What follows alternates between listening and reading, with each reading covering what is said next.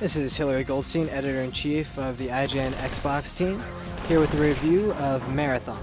Now, Marathon Durandal is the second in the trilogy that Bungie made before they ever made Halo, and so that's why everybody's excited about it coming out on Xbox Live.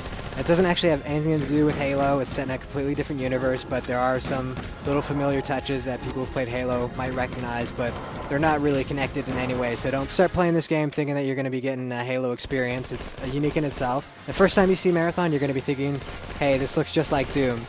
And while it does look a lot like Doom, it doesn't play quite like Doom because there's a lot more sophistication in the missions that you have to do and in the presentation.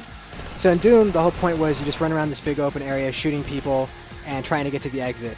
And in Marathon, you actually are going from computer terminal to computer terminal doing different tasks. So you might be told that you have to plant like a device on some area in the map, or you might have to kill some people and unlock a door or something like that before you can continue on. So it's a little bit more advanced than something that you'd see in Doom, but the basics are still the same, where you're just kind of running around in this 3D world with lots of kind of ugly sprites and just shooting everything you can. Now, Freeverse, the guys that ported this over from the Mac, they did a couple of nice things. They updated the sprites so they don't look quite as ugly as they would have from the original Mac version, and they also brought it to 60 frames per second. So the game moves incredibly fast. It's lightning fast, and in fact, this is the first time ever where I would say 60 frames might have been a bad thing, because I actually got a little bit seasick playing it, because you just turn around so fast that you get a little bit of motion sickness. So if you have a weak stomach, maybe Marathon's not for you, but if you think you can stomach it, go for it, because it's a really fast game,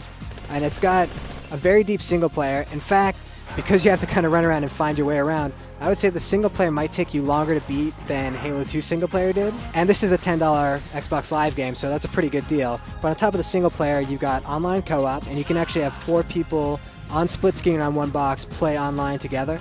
Or you can do system link, or you can have 4-player split screen matches as well.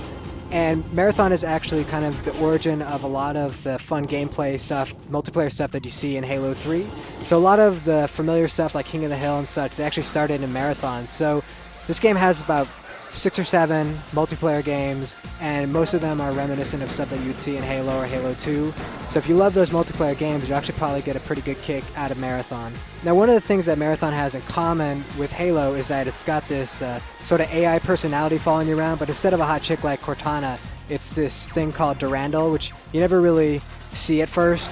But it's a computer screen, and it tells this story, and the story actually has a lot of personality to it, and it's telling you where to go. So there is actually kind of a deeper story to it, and there's some really good presentation elements just with sort of some of the little screen capture cutscenes that they show and some of the information that they give you. If you want to actually read through it all, you can get this sense of this really big universe that was created by Bungie and then, I guess, sort of abandoned when they decided to do Halo.